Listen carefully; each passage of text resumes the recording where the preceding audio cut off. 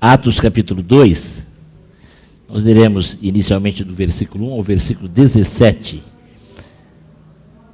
O livro de Atos, que normalmente em nossas Bíblias aparece com, após o nome Atos, ele aparece Apóstolos. Mas nós estamos concordando com muitas pessoas que vêm aqui, não os Atos dos Apóstolos, mas os Atos do Espírito Santo. O Espírito Santo usou os apóstolos, o Espírito Santo usou outras pessoas, e a história conta isto, mas é ele o ator principal, ator no sentido daquele que tem a preponderância em todas as ações, porque a partir do que acontece neste livro, começa aquilo que hoje conhecemos como a igreja. A igreja que é fundada a partir do momento em que este Espírito Santo inicia um novo ministério. Ele sempre esteve presente na terra. Em Gênesis, no capítulo 1, aparece a presença do Espírito Santo. Ele estava no meio das águas. Só que no ministério de Cristo ele é presente em todo o tempo. Vai aparecer durante todo o Velho Testamento. Em Atos, ele é colocado à disposição de todas as pessoas. Ao cumprir-se o dia de Pentecostes, diz o primeiro versículo, Atos 2, a partir do versículo 1, ao cumprir-se o dia de Pentecostes, estavam todos reunidos no mesmo lugar. De repente veio do céu um som como de um vento impetuoso e encheu toda a casa onde estavam sentados. E apareceram distribuídas entre eles línguas como que de fogo, as quais pousaram sobre cada um deles. Todos ficaram cheios do Espírito Santo e começaram a falar em outras línguas, segundo o Espírito lhes concedia que falassem. Estavam morando em Jerusalém judeus, homens piedosos vindos de todas as nações debaixo do céu. Assim, quando se fez ouvir aquela voz, afluiu a multidão, que foi tomada de perplexidade, porque cada um os ouvia falar na sua própria língua.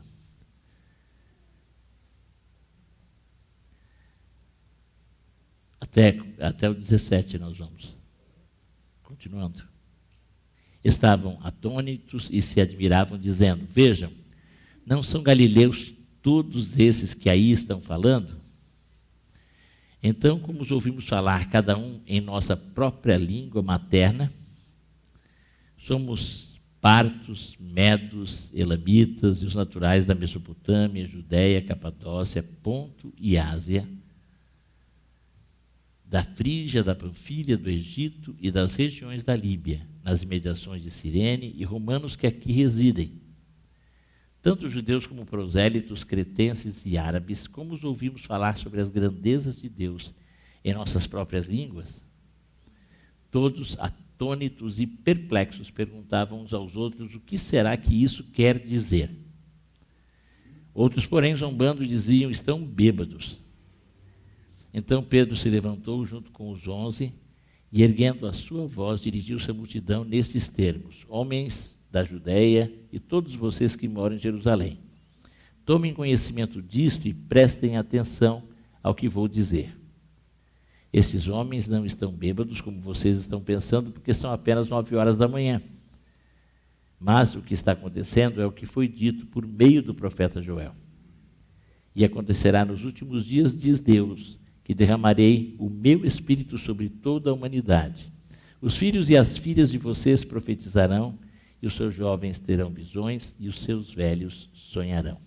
Obrigado, Pai, por tua palavra, viva e eficaz, que ela torne-se clara para todos nesta manhã, o que te pedimos em nome de Jesus.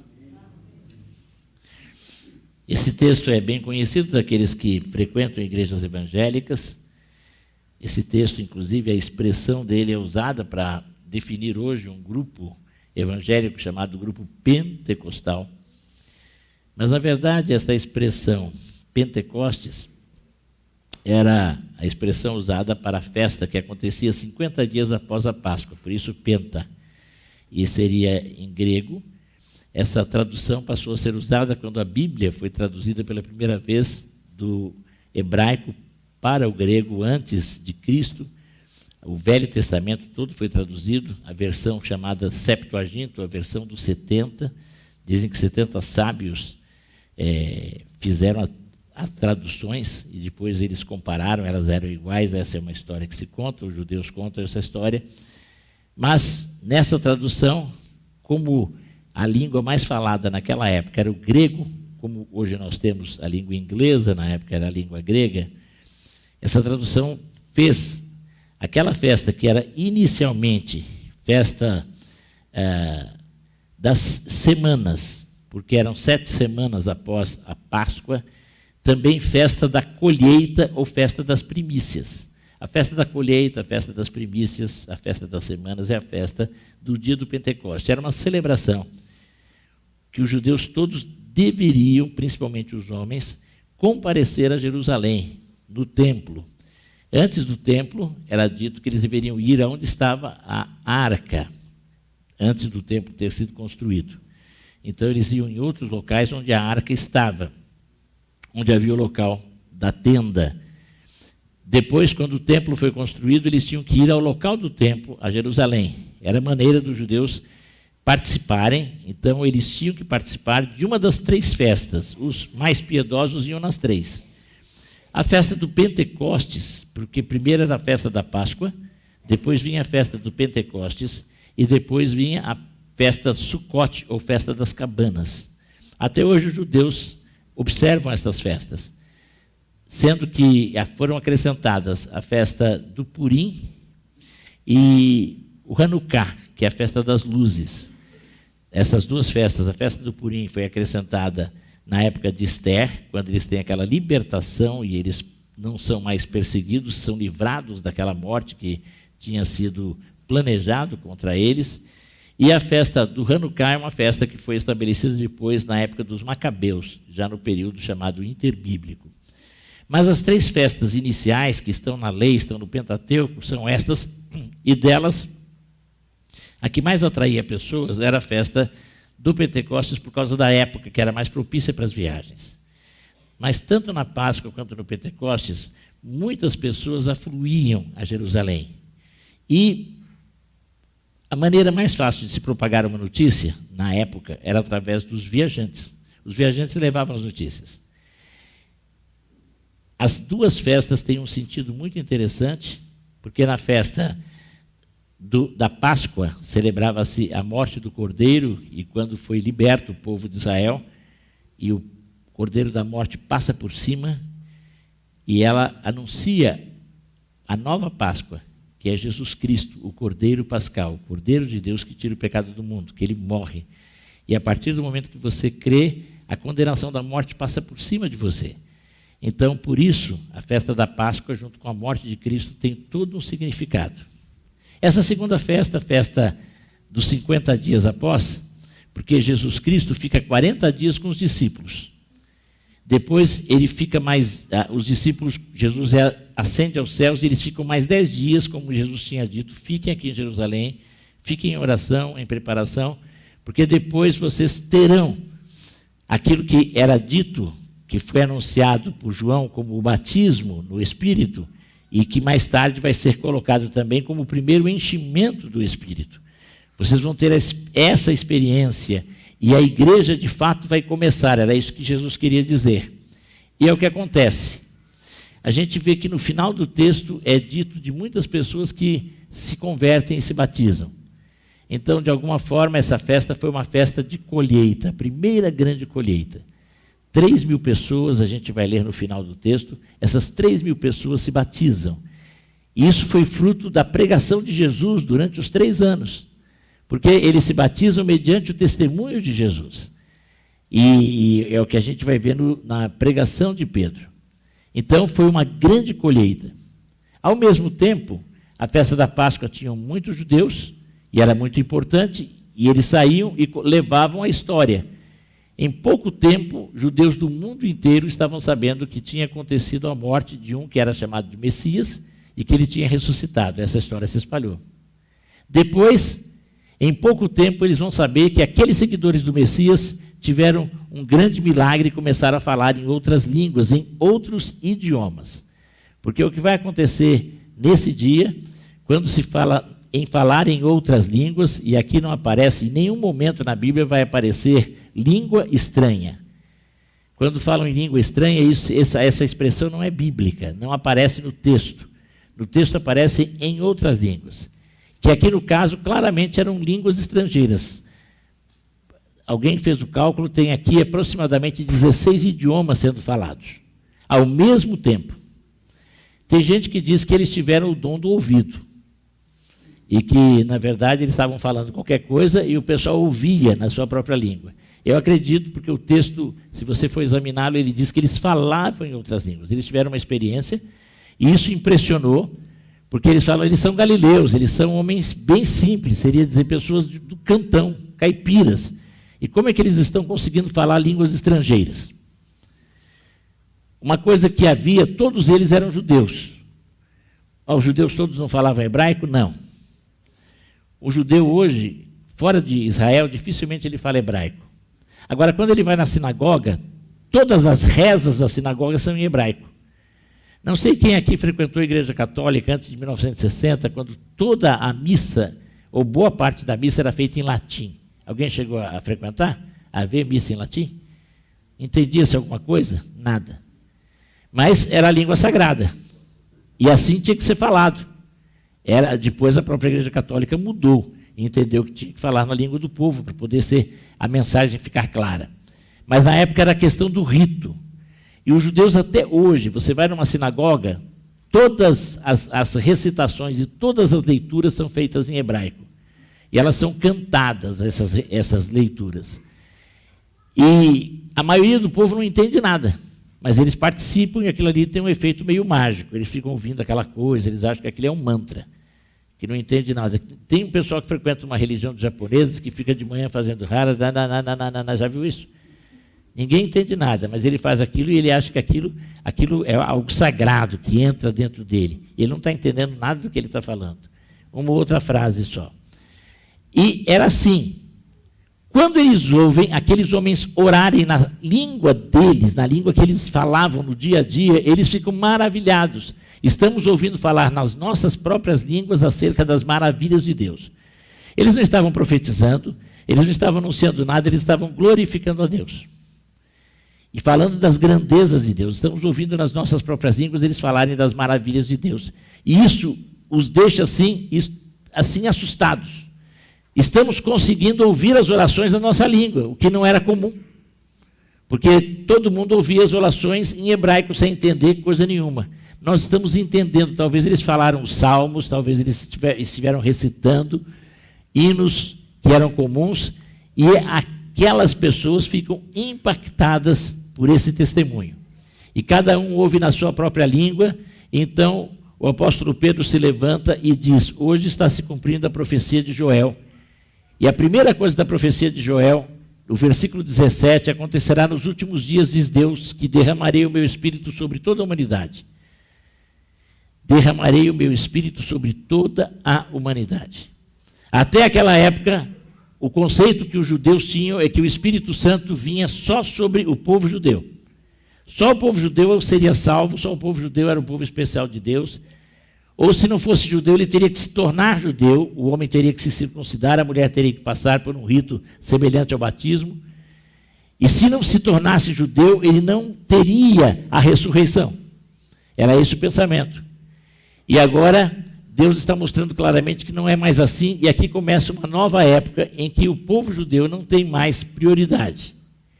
Eles não deixaram de ter um lugar, e nós acreditamos nisso. O povo judeu é um povo especial para Deus, mas não é mais o único povo salvo, não é mais o único povo eleito. Agora, pessoas de todas as etnias, de todas as línguas, estão sendo chamadas e compõem o novo Israel de Deus, que somos nós, a Igreja de Jesus. Eu e você fomos contemplados por essa predição que o profeta Joel trouxe muitos anos antes de acontecer todas essas coisas. E quando ele fala, ele está falando acerca da igreja que ia se formar, acerca da igreja que somos nós. Por isso, nós entendemos que aquele dia do Pentecostes foi uma experiência única que não se repete na história. Ah, eu quero um novo Pentecostes. Ah, eu experimentei o novo Pentecostes. Não. Você pode ter enchimentos do Espírito Santo, mas Pentecostes não se repete mais. Quando a Bíblia fala daquele dia, depois, nos outros textos, não se fala mais nisso. Vamos ter a experiência pentecostal. Você não vê nenhuma outra expressão bíblica usando nenhum texto da Bíblia usando essa expressão. Ah, procure uma nova experiência pentecostal. Não, não existe isso na Bíblia. Isso foi inventado, foi criado. A Bíblia fala de um único Pentecostes, que foi aquele dia. Depois ela fala da experiência de Cornélio, e depois vai falar da experiência lá em Éfeso. Mas nada mais chamado de Pentecostes, ou experiência pentecostal. O Pentecostes era uma festa que os judeus comemoravam, e naquele ano, que provavelmente foi ou o ano 30, ou 31, ou 32, ou 33, não se sabe exatamente, ou 34, neste ano, naquele dia, naquela festa, estava sendo começada uma nova era no mundo, em que o Espírito Santo passaria a entrar na vida de todos os que crescem. Porque mesmo no Velho Testamento, o Espírito Santo, ele tomava algumas pessoas por um tempo, mas ele não morava nas pessoas. A partir da morte e ressurreição de Cristo, agora o Espírito Santo é autorizado e começa uma nova etapa. Ele sempre esteve, ele nunca saiu. Ele não desceu nesse dia, ele estava presente sempre, mas nesse dia ele passa a agir de uma forma especial, ou seja, ele passa a morar no coração de todo que crê, tornando aquele que crê uma nova criatura, tornando aquele que crê povo de Deus. Não importa a origem, não importa a raça. É isso que o Espírito Santo faz, e isto começou naquele Pentecostes. E não se repete, porque não houve outro Pentecostes. A partir daí, o Espírito Santo começou a estar na presença de todos os que creem, porque ele passou a acompanhar todos os que creem, e a palavra dele penetrar poderosamente no coração dos que ouvem e recebem Jesus. É isso que acontece. A partir daquele dia, os crentes em Cristo passaram a ter o poder do Espírito Santo e a autoridade para realizar os prodígios, os sinais, os milagres, mas acima de tudo, para testemunhar de Jesus. Esse é o principal milagre, o testemunho de Cristo, que leva uma pessoa condenada, morta espiritualmente, a reviver, a renascer, a nascer de novo. Não existe milagre maior que esse. E esse milagre, eu e você podemos ser instrumentos de Deus para realizar, porque o poder para isto começou naquele dia. E a partir do momento que você aceitou Jesus, você recebeu este poder. É uma questão de usar. Tem muita coisa que a gente tem nas mãos, mas a gente não usa. Se você usar do poder, se você começar a falar de Jesus, você vai ver pessoas se convertendo. Se você orar, você vai ver milagres acontecendo. E eu sei que muitos aqui, a maioria aqui, tem tido experiências assim. E eu não preciso ficar pensando em nada ou um ritual especial de alguém. Porque, assim como os judeus criavam rituais, a tendência hoje é que muitos cristãos e muitas igrejas evangélicas criam rituais também, ritos de poder. Jesus Cristo só deixou 2 rituais, e hoje nós estamos celebrando um, que nós chamamos de ordenanças. O batismo e a ceia do Senhor. Nada mais que isso. Você não tem que falar alguma outra coisa, você não tem que experimentar nada. Agora, cada um de nós tem experiências pessoais com Deus. Os discípulos, pela primeira vez, foram cheios do Espírito Santo. Você vai ver depois, em Atos, 4 ou 5 vezes, os mesmos apóstolos, a Bíblia diz que eles foram cheios do Espírito Santo novamente. A palavra ser cheio do Espírito Santo significa cada dia mais ser dominado pelo Espírito Santo. Isso é uma ordem para todos nós. Você não tem que procurar um novo batismo, você não tem que procurar uma nova unção, você tem que cada dia permitir que o Espírito Santo que está em você domine a sua vida, encha você. Isso pela primeira vez aconteceu naquele dia com os apóstolos e com todos os que creram. Porque o texto continua. E quando nós prosseguimos nesse texto, nós vamos lá para o versículo agora 30, o versículo 36. Vamos acompanhar? Portanto, toda a casa de Israel esteja absolutamente certa de que a este Jesus que vocês crucificaram, Deus o fez Senhor e Cristo. Quando ouviram isso, ficaram muito comovidos e perguntaram a Pedro e aos demais apóstolos: o que faremos, irmãos? Pedro respondeu: arrependam-se e cada um de vocês seja batizado em nome de Jesus Cristo para a remissão dos pecados, e vocês receberão o dom do Espírito Santo. Porque a promessa é para vocês e para os seus filhos e para todos os que ainda estão longe, isto é, para todos aqueles que o Senhor nosso Deus chamar. Com muitas outras palavras, deu testemunho e exortava-os, dizendo: salvem-se desta geração perversa. Então, os que aceitaram a palavra de Pedro foram batizados, havendo um acréscimo naquele dia de quase 3.000 pessoas.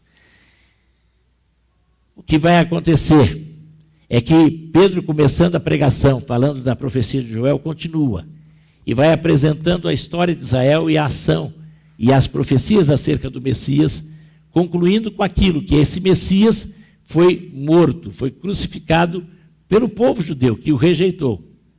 E ele ressuscitou e está vivo. E aqueles que se arrependessem e crescem seriam salvos e receberiam o Espírito Santo. Esta mensagem é a mesma mensagem para hoje. O Evangelho, ele é simples. Alguém já disse que o Evangelho é tão simples que tem muita gente que tropeça na simplicidade dele. Porque, na verdade, o Evangelho é isso. Através do sacrifício de Jesus, da sua ressurreição, há perdão dos pecados.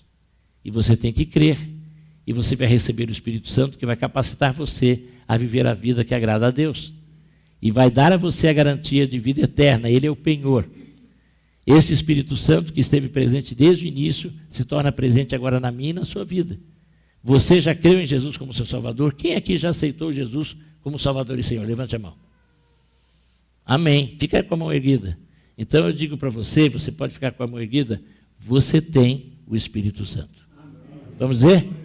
Eu tenho o Espírito Santo.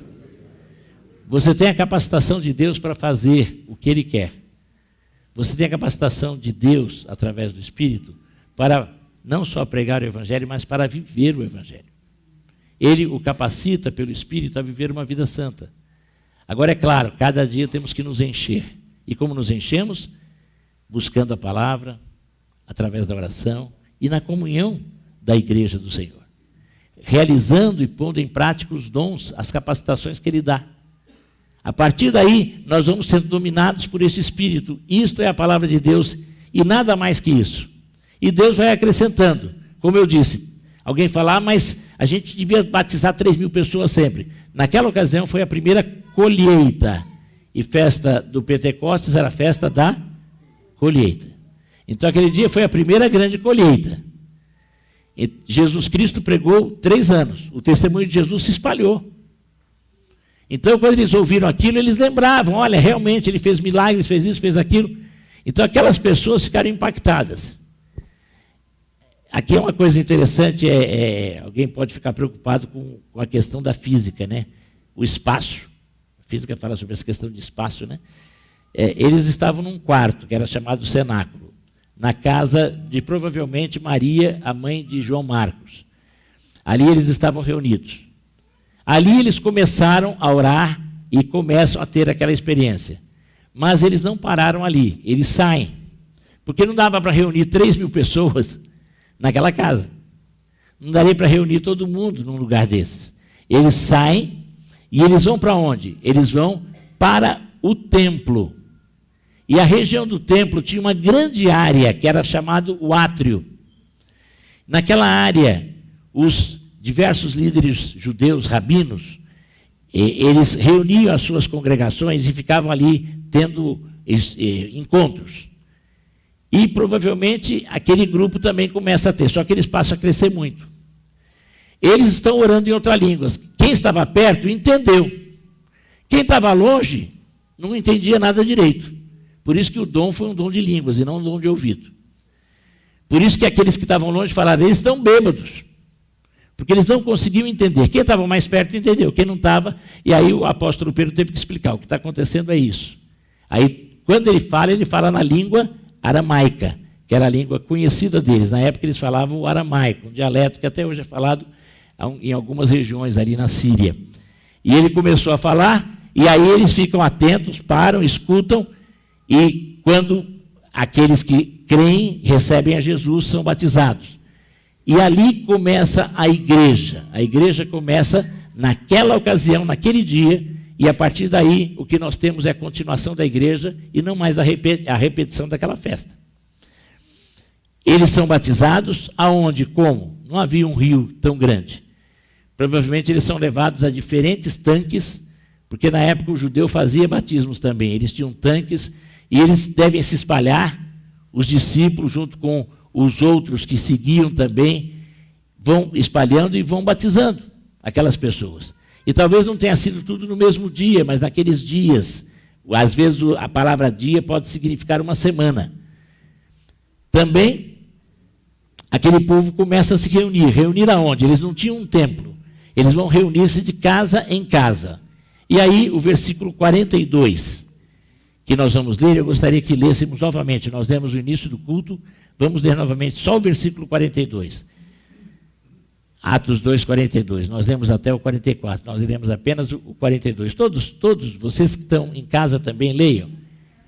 E perseveravam na doutrina dos apóstolos e na comunhão, no partir do pão e nas orações. Eles perseveravam.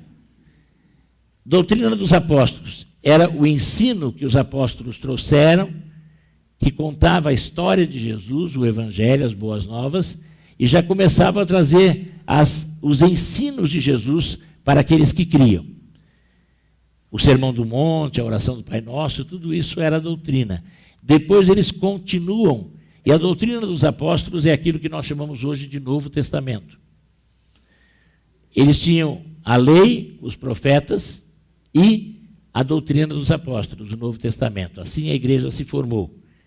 A doutrina dos apóstolos termina em Apocalipse, quando João encerra a predição, e ele inclusive diz que nada mais se pode tirar e nem acrescentar.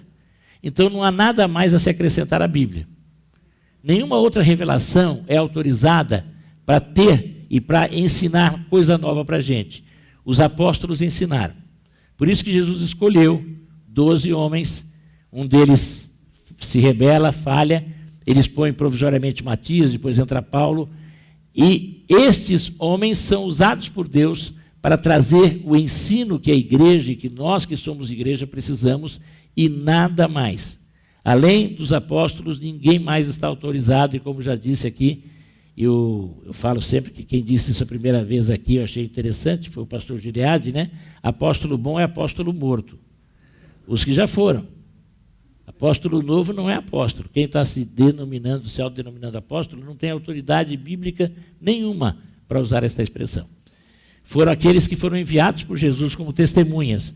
E o próprio Paulo, mas ele não viu Jesus, ele viu. A visão de Jesus foi muito real para Paulo, e depois ele é ensinado pelo próprio Jesus durante um período, se preparando para o seu ministério apostólico. Então, nesse sentido, não precisamos de nada mais. Mas nós também temos que perseverar na doutrina dos apóstolos. Como? Estudando a palavra de Deus. Toda a palavra de Deus à luz do Novo Testamento, à luz dos ensinos de Jesus. Nós temos também que manter a comunhão. A palavra comunhão aqui é uma palavra de origem grega que é koinonia, que é mais do que você estar fazendo uma festa juntinho, estamos tendo comunhão, estamos aqui. É mais do que isso. Comunhão, koinonia, é cooperação. É você estar ajudando um ao outro. A vida da igreja tem que ser uma vida de cooperação, de parcerias, em que nós vamos nos ajudarmos, nos estimulando espiritualmente, nos edificando mutuamente, mas ajudar até se for necessário financeiramente, ajudar até se for necessário visitando, ajudando, dando um pouco de si, do seu tempo pelo seu irmão. A igreja cresceu muito porque ela desenvolveu a comunhão, a koinonia, e isso é algo que nós temos que desenvolver e temos que crescer na prática da comunhão. Há diversos exercícios para isso, os pequenos grupos, os ministérios diferentes, mas a gente tem que estar mais do que preocupado em reunir, fazer uma programação, nós temos que nos preocupar e nos ajudarmos mutuamente em todos os nossos encontros.